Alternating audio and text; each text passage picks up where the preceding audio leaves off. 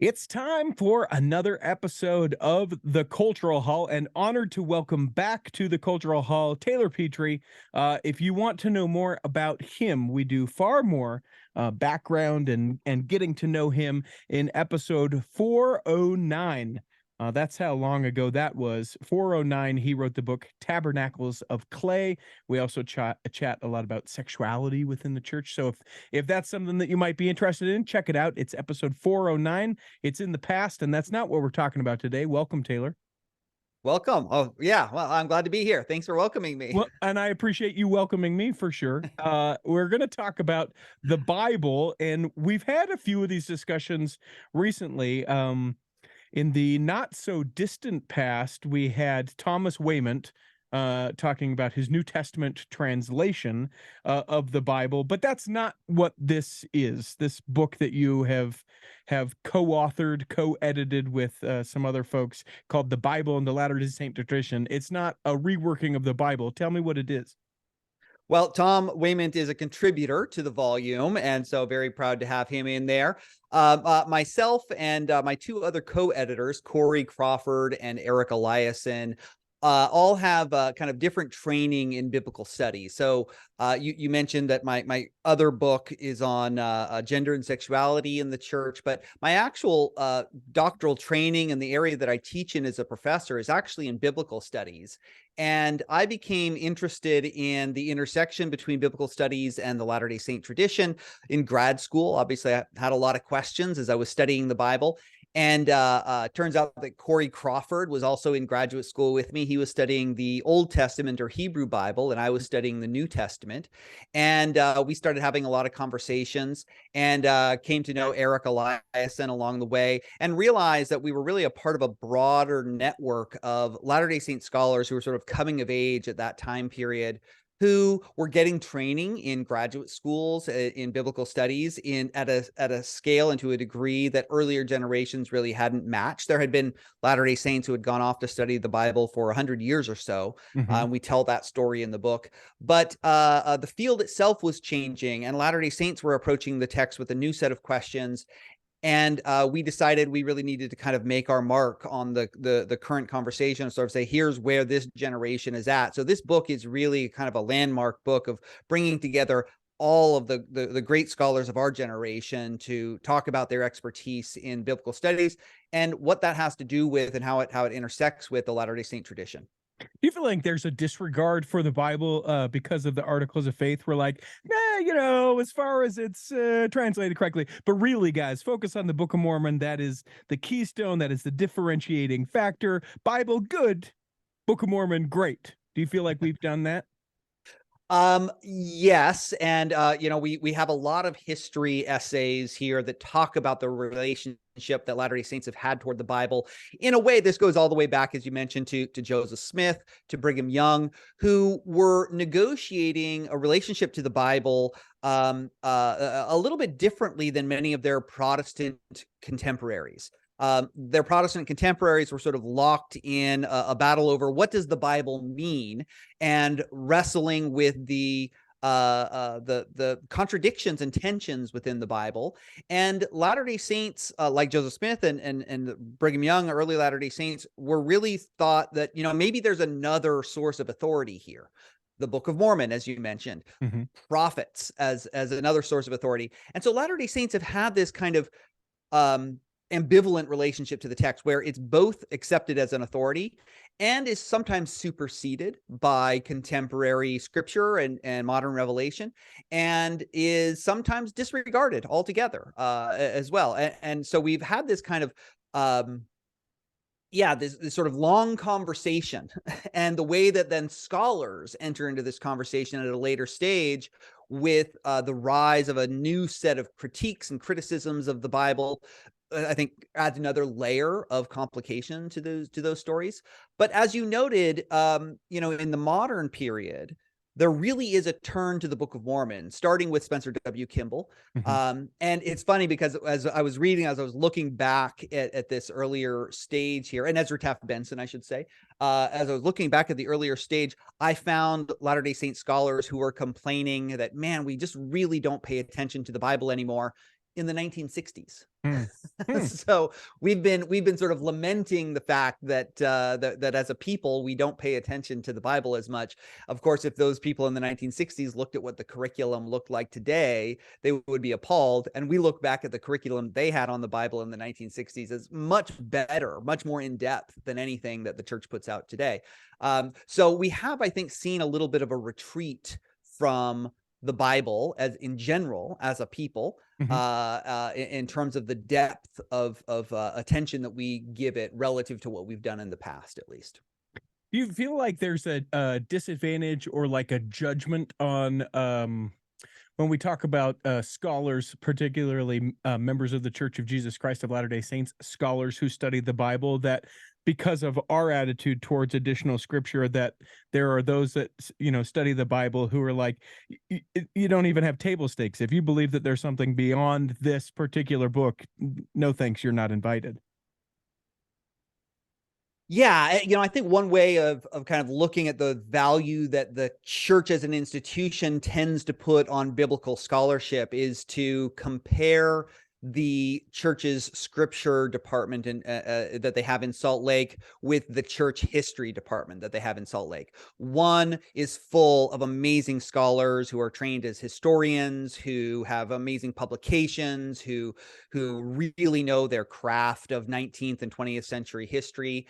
And the scripture department is made up of many very well-meaning folks, but not a single one that is trained in biblical studies, in scripture translation, in that even knows the languages really with any seriousness. It is not there where you find kind of any sort of serious scholarship. There are many amazing Latter-day Saints who are biblical scholars. Many are employed at BYU Mhm. and other places. But the church doesn't really put a lot of concern in the question of biblical scholarship. Now, there are some general authorities where we could make some exceptions and say, oh, they cite a biblical scholar here and there. They seem to be citing modern translations rather than the King James version as a kind of sign of their engagement with some of the developments in biblical scholarship. But as an institution, it's hard to really make the case that we have a high value, not just on the Bible, but on biblical scholarship, as you mentioned. There seems to be a shift, though, within the church, and some are accusing, I think, the church of trying to be a broader appeal, or that we're sort of softening it, right? Like, hey, Christian brothers and sisters, we're just like you. We're leaning into Holy Week, and we're, all these things that have been traditionally, sort of either biblically based or far more mainstream Christian, and there's sort of that push into it. Do you think that then with that we'll see with the headquarters or the downtown, the Department of Biblical Studies, like, is there a shift to know that, to be more that, so that we can, when we engage in these other Christian denominations, be more educated around that within the church? It's possible, but it's hard to look at other Christian denominations and say that they're particularly engaged with biblical scholarship either. Hmm. Uh, Biblical scholarship and churches have really kind of pursued parallel, sometimes intersecting, but often antagonizing paths in relationship to one another. Back in the 19th century, sort of new methods of history and new approaches to studying the Bible were developing. We sometimes call these higher criticism. It's a term that some Latter-day Saints might be familiar with. It was very much attacked by mid 20th century church leaders like J. Reuben Clark and Joseph Fielding Smith and Bruce R. McConkie, who hated higher criticism. And so there's been a little bit of a tension there and with respect to biblical scholarship that the churches had. And that really reflected the direction that many churches were going in that period as well, where they were sort of moving toward fundamentalist and evangelical approaches to the Bible, which engage with biblical scholarship somewhat skeptically. Or maybe sort of mercenarily, something, they would go in and they would find things that they really liked or that supported a certain position, and they would kind of ignore the rest. And so there has been an understandable tension between biblical studies and Christianity in general. And I think we see that as one of the explanations for why church leaders have been a little bit reluctant to engage with it. As I mentioned, several church leaders actively opposed it, and in an earlier era, in the mid 20th century, when Latter-day Saint scholars were going out and getting trained in biblical studies, their opponents in the church really suppressed their voices, made sure that they didn't get jobs at church schools, refused to allow their stuff to be published, refused to get their stuff sort of incorporated into the church curriculum during this era. So there was really an era of antagonism that the church had toward it. So I'm not necessarily sure that as the church is sort of leaning into its Christian credentials and Christian credibility, that biblical scholarship as such is necessarily going to be the thing that gets them there.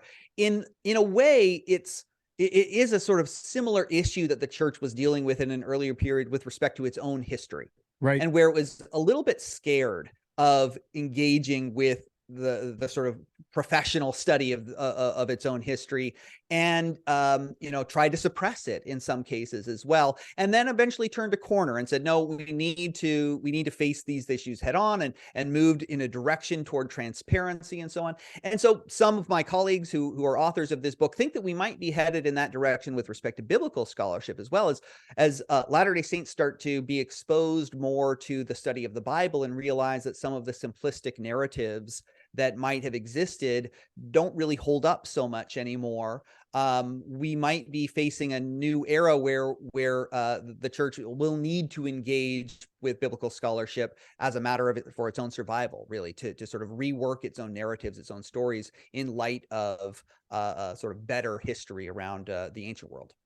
If you'll forgive the pun that is baked into the question that I'm about to ask you about this project and about this book, but tell me the genesis of this whole thing. Where did it come from? Where, like, what was it that group of you guys said, man, we really need this, and what need does it fill? In part, I think it was a frustration as we looked out at the landscape of scholarship that was being produced on the Bible in the church. And I'll put scholarship really in quotes here. Much of the work that was being produced on the Bible was really sort of devotional in nature, which has its place, right? But we saw a lot of kind of popularized books being published by Deseret Book and other sort of church affiliated presses that were talking about Paul and Jesus and so on, and were really not engaged with the kind of current biblical conversations that existed.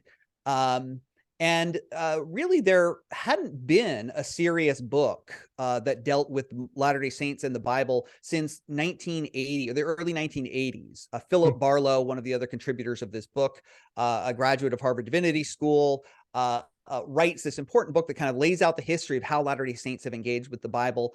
And, then 30 years passed and nobody else had done anything on this. And we sort of said, hey, we've got 30 to 40 great scholars right now who will write an article here and there, but really hadn't put it all together in the kind of academic perspective that we really wanted to highlight in this book. And so it stands out as being a sort of a source of, I think, trusted academic approaches, as opposed to the kind of devotional, inspirational literature about the Bible that had that still to this day, but that had really kind of been the norm that was being published in LDS publication venues. I want to take a quick break. When we come back, we'll pick it right back up, talk about how people can get this book and all the things. We haven't even begun to scratch the surface. We'll come back and do that in the second block of the Cultural Hall. Here in the second block of the Cultural Hall, remember, you can become a Patreon saint. Would love to have you do that. Go to patreon.com/the Cultural Hall. What does that get you? Gets you to be a part of that secret but not sacred Facebook group where other Patreon saints are hanging out, and it gets you the distinct privilege of being able to see the video from this particular interview. And it's of note because, and this struck me as you were talking as we first begun today, when we first chatted back in episode 409, I think that I was your first ever, and you can correct me if I'm wrong, first ever podcast interview, and I'm 99% sure that you were in your closet because that was the best place that you could figure to get good audio, or we had some interesting things with Wi-Fi. So worth checking out. Go to patreon.com/the Culture Hall. Do you seem to remember that in the back of your mind, Taylor? I think it was the first one for this book, at least. It might, Okay. I'd have to remember. I mean, that's been many years now. It may have been my first one ever, but I think I was just getting a microphone and just Yep. kind of trying to get set up in that whole world there. So thanks for being my guide in all of that. Well, you've grown so much. I'm so proud of you.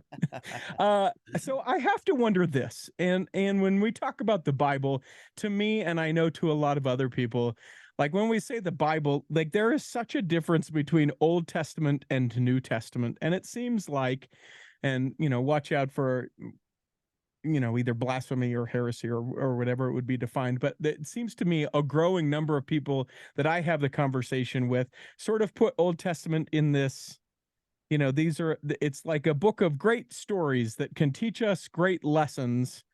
Maybe they didn't happen so much. And the New Testament, that's the study of Christ as he's on the earth. Is there some of that I think contributes to us kind of going, this thing that's hard to understand, that probably, I don't know that it really happened, as far as it's translated correctly, that we just sort of dismiss it? I think in part that these kind of popular narratives about the Book of Mormon, I'm sorry, the Old Testament as being hard to understand, or as being maybe even morally questionable in a lot of ways, right? And certainly as being less historically reliable, are sort of out there in the world, right? And the idea that the New Testament is somehow more historically reliable is another interesting thing. It's not entirely true either, Sure. right? But yeah, these are, I think, a part of the broader conversation, and they're an example of the way that Latter-day Saints sort of absorb generally Protestant, generally Christian ideas that kind of emerge about the Bible. Some of them are a result, I think, of the fact that we rely on a 400-year-old translation, a very inaccurate, poor translation of the text, one which represents a level of the English, a layer of the English language that is very distinct from the language that we speak, which makes the Bible very difficult to engage that way. And so we talk a little bit about why we rely on the King James Version, for instance, in this book. We have some great essays on that. And, I always encourage people to read a new modern translation that is better, and you'll understand the text, and suddenly it will make more sense to you. And it's not all just a bunch of, these and thous the whole time. Now, there are some people who love the poetry of the King James Version. I am not one of them. I cannot stand the King James Version, but, that's, I think, maybe one of the things that sometimes contributes to that inaccessibility of the Old Testament that many Latter-day Saints feel.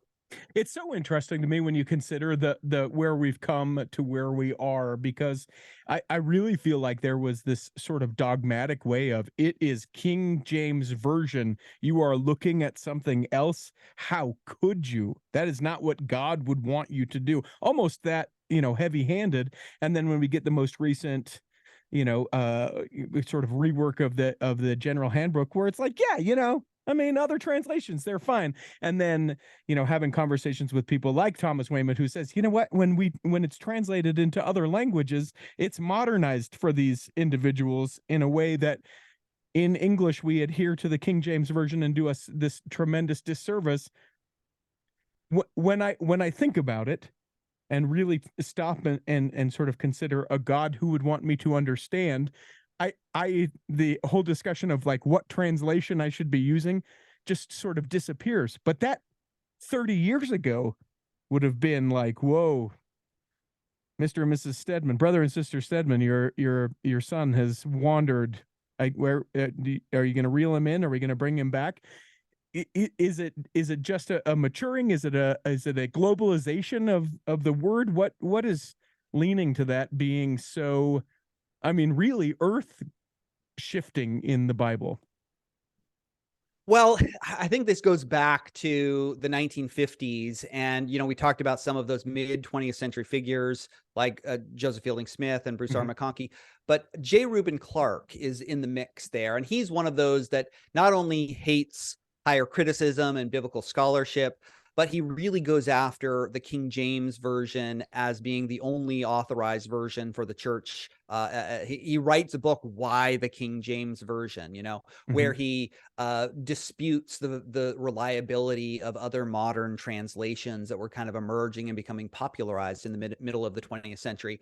And so it's a part of, I think, the fundamentalist, and I use that not in the sense of fundamentalist Mormonism about polygamy, but fundamentalist Christianity, this hyper conservative, anti modernist approach that many church leaders sort of had glommed onto. Now, there were many other church leaders who disputed that and didn't accept that, but they lost the battle in the long term. And it was the J. Reuben Clarks of the world who really kind of set in stone and do so in such a way that it's very hard. It was very hard for us to kind of move past it. As you mentioned, it's only until very recently that we see some kind of opening up of like, okay, you're not an evil person if you read another translation. And we see church leaders citing the New Revised Standard Version in General Conference, for instance, right? Sure. But this antipathy toward alternative translations that the fundamentalist Latter-day Saints and other Christians had going on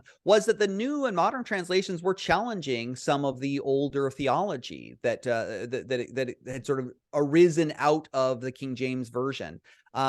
And questioned in some ways the reliability of certain doctrines that had sometimes been based on a mistranslation, for instance.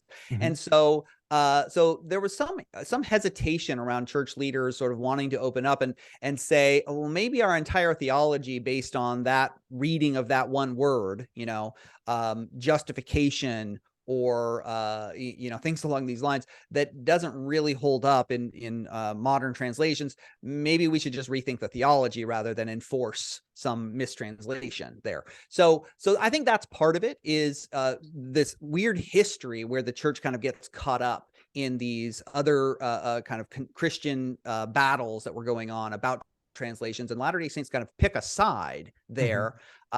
That is in some respects, I think, the mistaken side.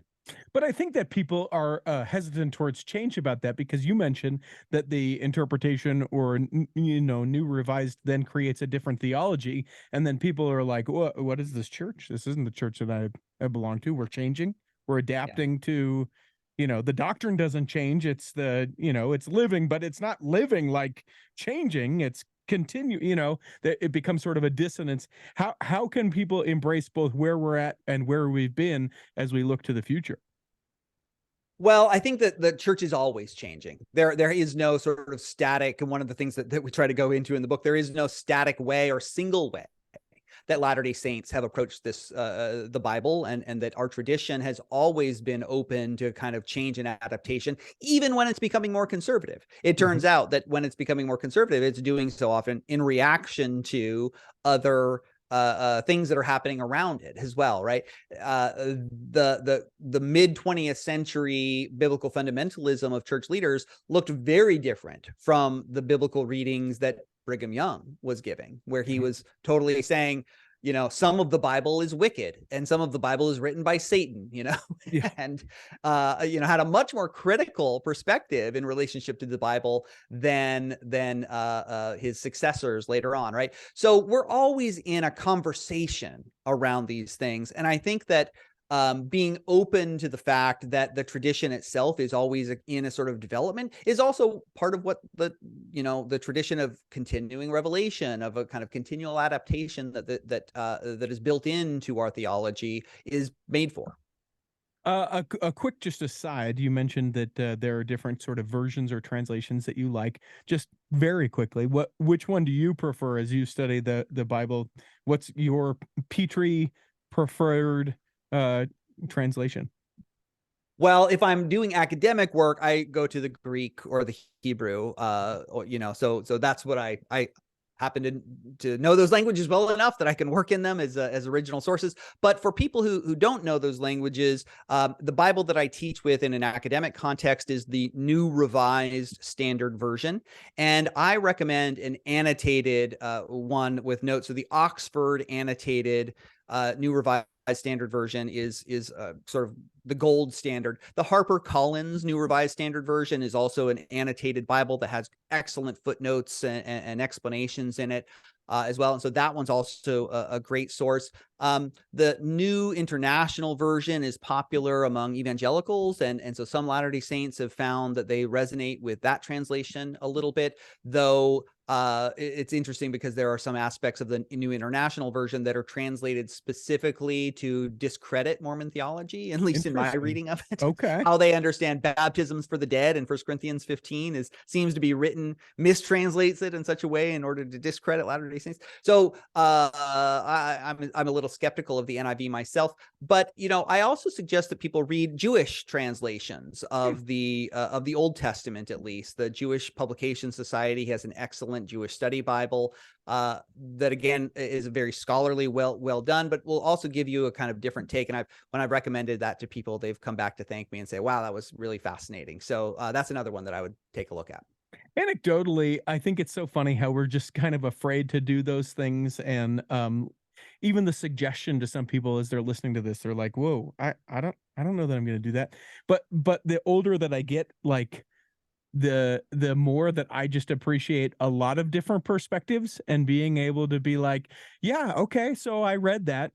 Oh, I don't like that, but I took the time to at least see what that was about, or be able to experience some of that so that I could know, oh, there is something that I can draw from that experience, or to just be like, that's not my jam. I'm going to stick with this thing, or whatever it is. It's funny when we're afraid of that. And then conversely, I love, if you've ever had this opportunity, when you're in Sunday school and someone is using the NRSV or something like that, and they read from it and they don't preface that it's something that's not King James, and everyone starts doing the look around the room going, am I in the right, are we, wait, hold on, what verse is that?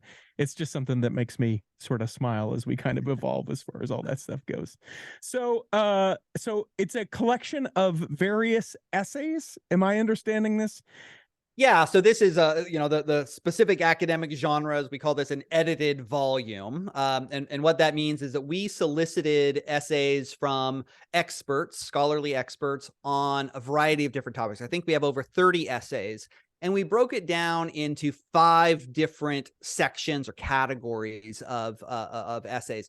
We had some that were really kind of trying to show how Latter-day Saints have read and might read specific biblical texts. So we have essays on how Latter-day Saints read the Pentateuch, or the first 5 books, how Latter-day Saints read the Gospels, how they should read the prophets in the Old Testament, how they should read the book of Revelation. So it's it's not a full commentary, but definitely a sort of overview for engaging with those specific texts. Mm-hmm. We have another section that's about how Latter-day Saints have looked at the Bible historically. And so, I told some of that story of how there are, some Latter-day Saints who go off to study the Bible 100 years ago at the University of Chicago, which was quite revolutionary. It was a very progressive school back then. And many of these Latter-day Saints then come back and are attempting to share their knowledge with the church, and it causes all this friction, right?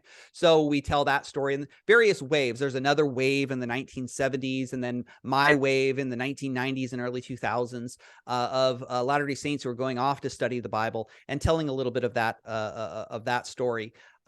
We also talk about how there are different methods or approaches to studying the Bible in this section that Latter-day Saints have engaged, some that are very historical focused and some that are much more theologically focused. And so we have one of the real representatives, Joseph Spencer, of the Latter-day Saint theological approach to the Bible, a great essay from him in here, as well as feminist approaches as another one that has really thrived in the Latter-day Saint community, not very well known, but has been around for 40 years now.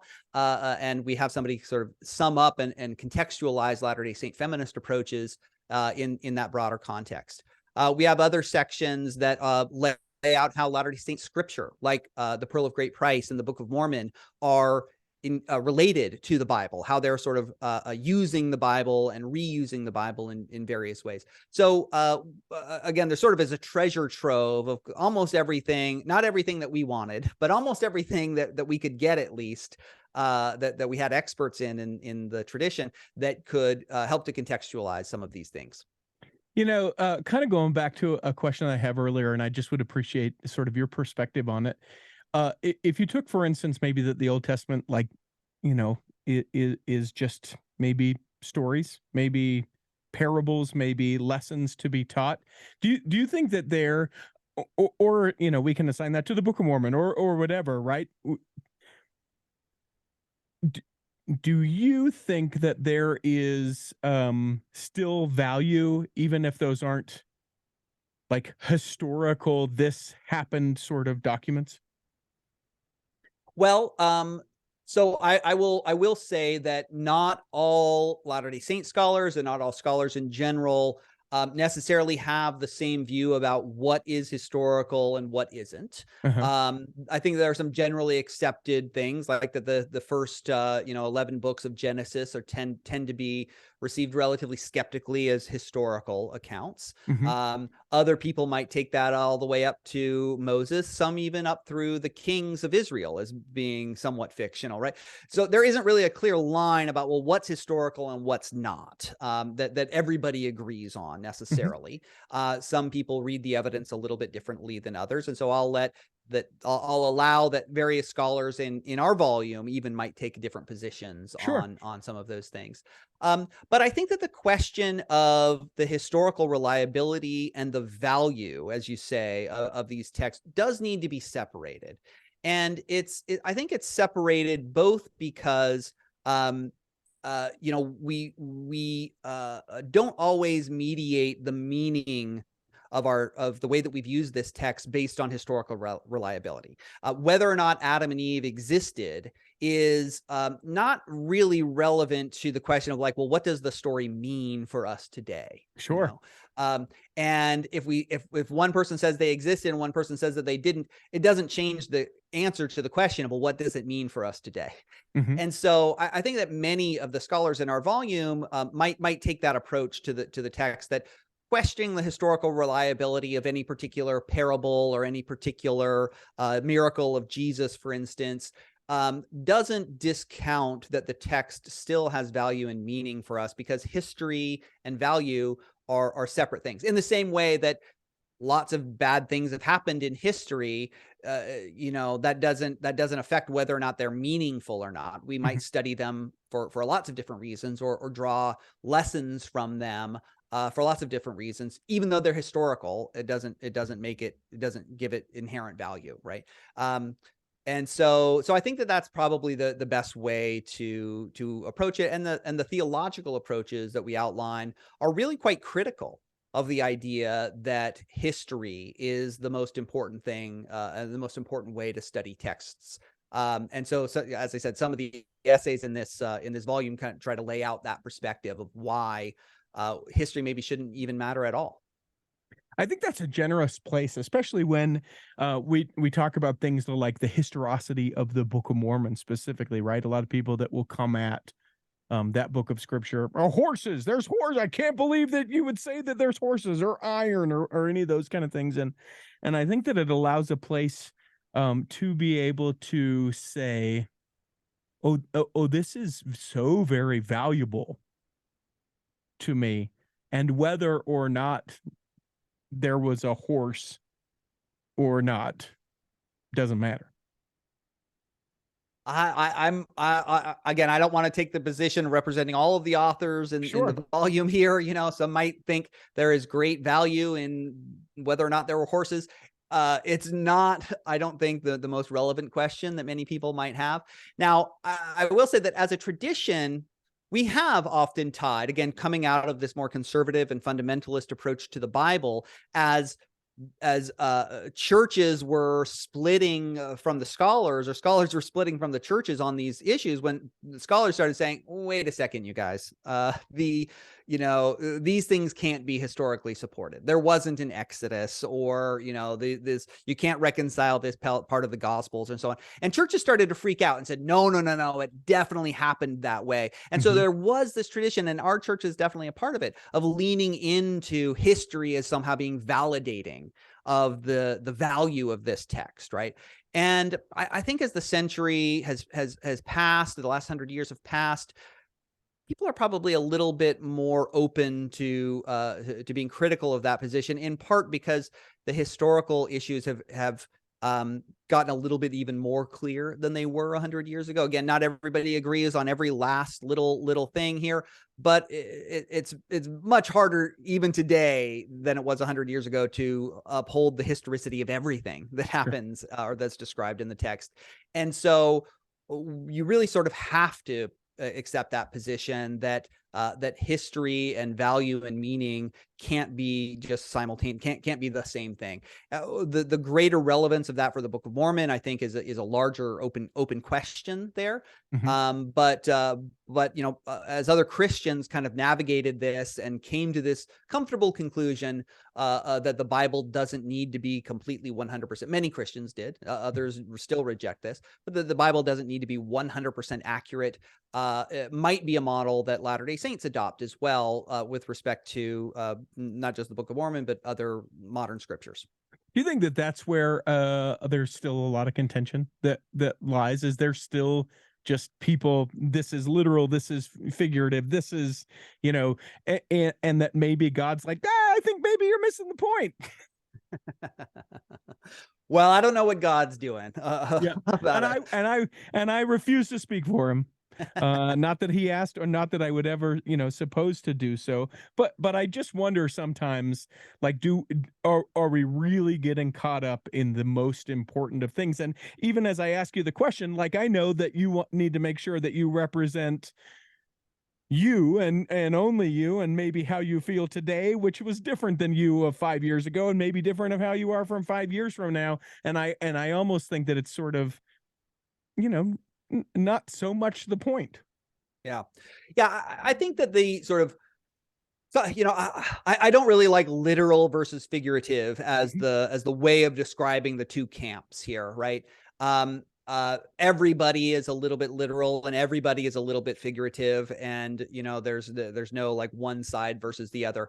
Sure. But I think that the idea that there are that there is a kind of split that dominated the 20th century and continues to be relevant in the 21st century between that fundamentalist perspective that we've described of a kind of absolutism of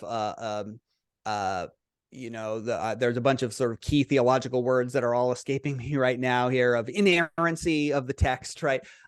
Things like that some Latter-day Saints gravitated toward, and the other side of the modernists, as we sometimes call them, who are saying, we don't need to accept every last thing. The Bible still has value. And that theological perspective of modernism Mhm. is continues to animate the church. And there were historical church leaders all through the 20th century who accepted that position. As I said, they sort of got drowned out by the more powerful fundamentalist church leaders. But that modernist tradition was all the way through. Lowell Benyon is a key example. Even some of the farms folks are actually modernists. They're not fundamentalists at all. They accept a lot of these things. And so the sort of modernist perspective, I think, is covers a wide variety of theological perspectives, from conservative and apologists to more progressive members.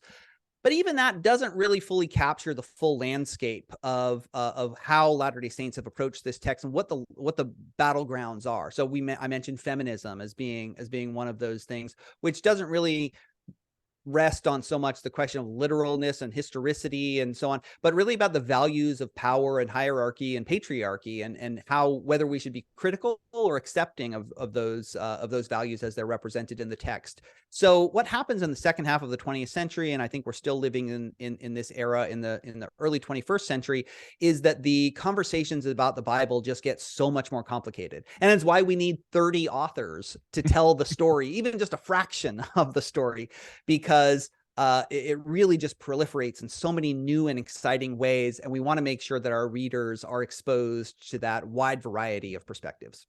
I want to take another break. When we come back, I've got 3 questions, those that we ask everyone who steps into the Cultural Hall, plus a couple other ones as we wrap this out. We'll come back and do that in the third block of the Cultural Hall. Here in the third block of the Cultural Hall, two things. Remember, you can always reach out to us, contact@theculturalhall.com. That is the email address. You can suggest other guests. You can say, that was a really great guest. I love Taylor. You should have him on more often. And maybe you'll get your wish with some upcoming episodes we've got. Maybe, just maybe. That's contact@theculturalhall.com. And then don't forget, there is that free Facebook group. It's called Back Row. It's the Cultural Hall Back Row. You can find it on Facebook. It's over 300 people who love to talk tangentially about the various things that we talk about here in the episodes. Very rarely are they about what the actual episode was about. They usually are like, oh, Taylor's in Michigan. I love Michigan. And then we go off on a tangent about some place in Michigan where you have to get a shake or something like that. You can check that group out. It's the Cultural Hall Back Row. Now, Taylor, I'm not going to do the fool's question of do you have a favorite, but with over 30 essays, is there one that as you were preparing it to publish, something that either you found to be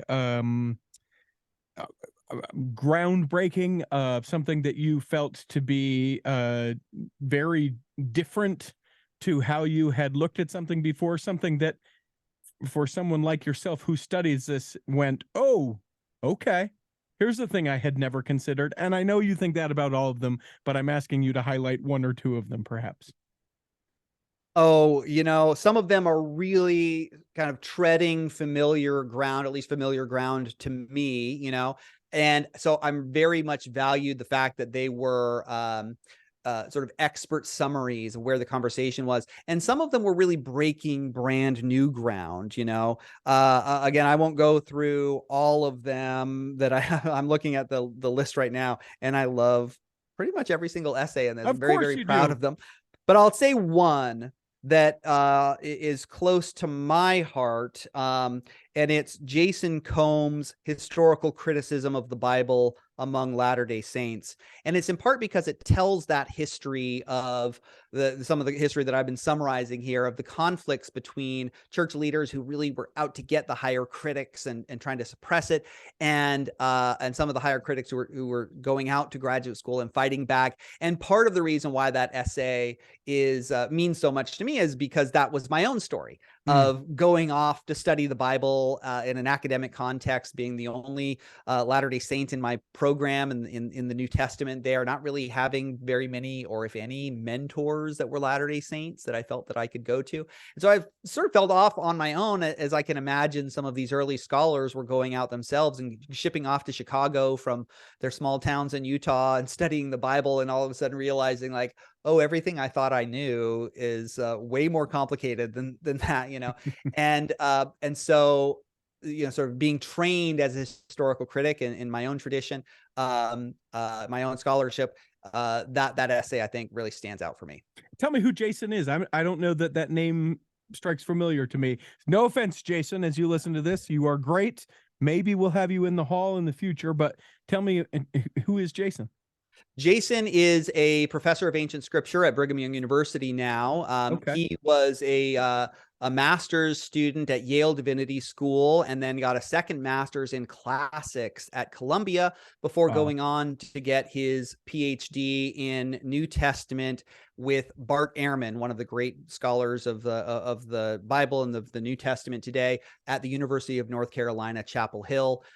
He's a couple of years below me, but we've sort of known each other pretty much our entire academic careers, and really love and respect his work and his scholarship as a New Testament and early Christianity scholar. Wow. And future guest of the Cultural Hall. That sounds like a fascinating sort of approach and journey that he's gone in.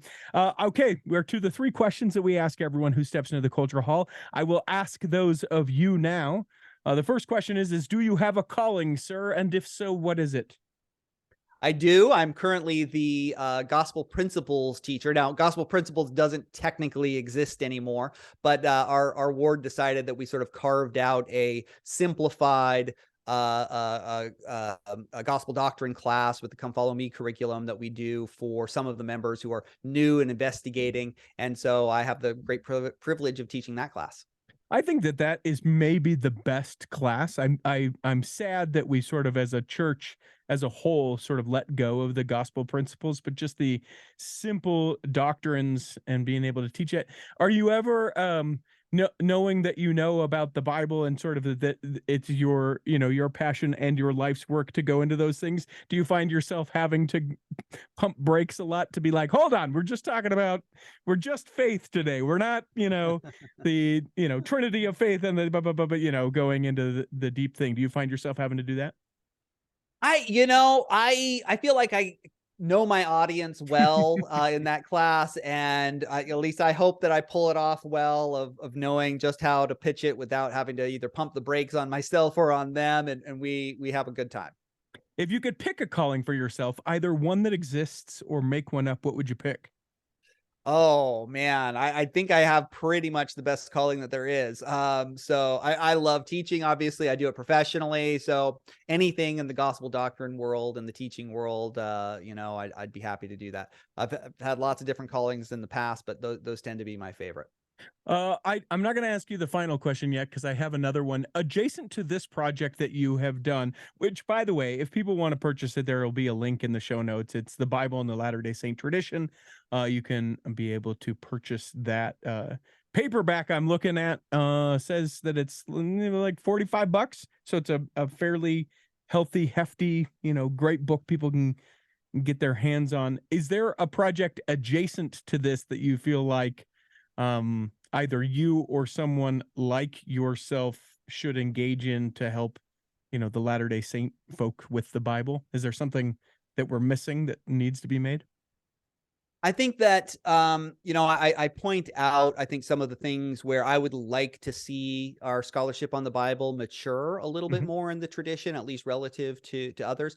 I think we need more voices for what is sometimes broadly called liberation theology in the to be relevant to what we're doing in the church here as well. And this is around, as we mentioned, feminist approaches, post-colonial approaches, Black liberation theology. These have all had a long history in biblical studies over the last several decades, and Latter-day Saints have hardly engaged them at all. And I think that that's an area where I would love to see more development myself. Now, there are a few, I think, who are kind of hinting around these things. Margaret Olson and Fatima Saleh have done this kind of liberation theology of the Book of Mormon in recent years. And Mhm. so we're seeing people, I think, start to approach the text these ways, but there still is a lot more to be done. Something I'm sort of curious as you were mentioning that is the study of the Bible, whether it be Old Testament or New Testament, is it mostly a gentleman's practice? Like, are are the classes mostly men? Well, I'm fortunate to teach at a non Latter-day Saint school, a non-religious school, and I get everybody who has never opened the Bible that wants to take my class to people who grew up and went to Catholic school. I don't find it to be dominated by men at the undergraduate level for sure. There is certainly a problem, I think, at the graduate student and especially at the professor level of it being white male dominated. And some of that is because conservative seminaries are Mm. some of the main employers of biblical scholars, Hmm. and conservative seminaries tend to hire a lot of white men. So when you show up at conferences, you're looking around, you're like, it's all white men. I would say that there are several graduate schools who have tried to take things in a different direction. Several seminaries even that have tried to take things in a different direction. So we're seeing some turnover here, but it's definitely a critique that can be applied to the field as a whole, and absolutely a critique that should be leveled at Latter-day Saint biblical studies. And I mentioned this in the introduction that I'm a little embarrassed, not my fault, but I'm a little embarrassed that as a field, we continue to be dominated by white men in Latter-day Saint biblical studies. And I think that there are various institutions or efforts that might be made to bring in some fresh voices here. One of the things that excites me about that is knowing that, you know, first of all, that's being recognized, and hopefully that there are those that will come, you know, through the undergraduate, graduate, and doctoral kind of approaches those things and become those professors. Is the excitement about those new perspectives to come, right? And that's no sort of slight against the white male perspective of that, but a white female, a person of color male, a person of color female, whatever the thing. The more voices and the more conversation that can be had, that makes me excited to know that hopefully that's coming down the way. The final question we ask everyone who steps into the cultural hall, you've answered it before, but I'll ask you to answer it again, is what is your favorite part of your faith? Oh, I might give the exact same answer as last time. I don't know. Maybe I'll because I have a standard answer to this, but I think I'll offer a new one this Please. time here.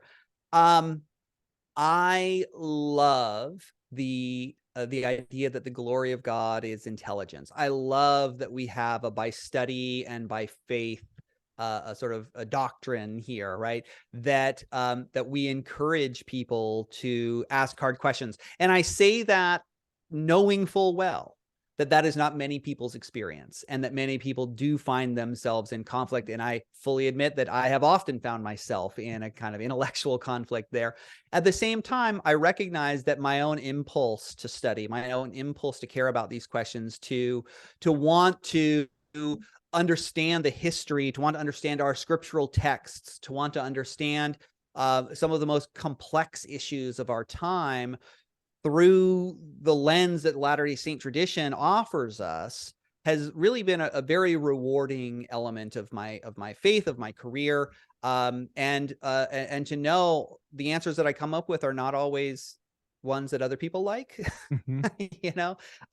but that what we're all doing is we're having a conversation, and we're trying to make one another better. We're trying to ask these questions in good faith, and to be engaged in good faith with our conversation partners.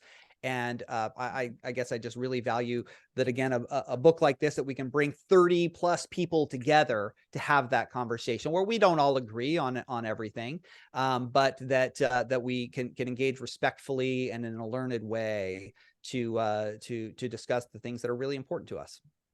I really appreciate that. One question dawns on me as you were speaking. What is next for you as far as projects go? Seems like you've always got something, or probably better put, 10 somethings in the fire. Tell me what we might see from you next, or what has you curious in thought. Well, I've got a couple projects that are at various stages. One that's in a relatively late stage, that is a book about queer kinship in the Latter-day Saint tradition, Hmm. and a book at the early stages that's about second century Christianity. Doesn't have a Mormon angle at all, but that's my other sort of passion, and the other field that I participate a lot in outside of Mormon studies, and working on a history of that era that I hope will be summative of where the scholarship has gone in the last few decades. Awesome. Look forward to having you back to chat about those.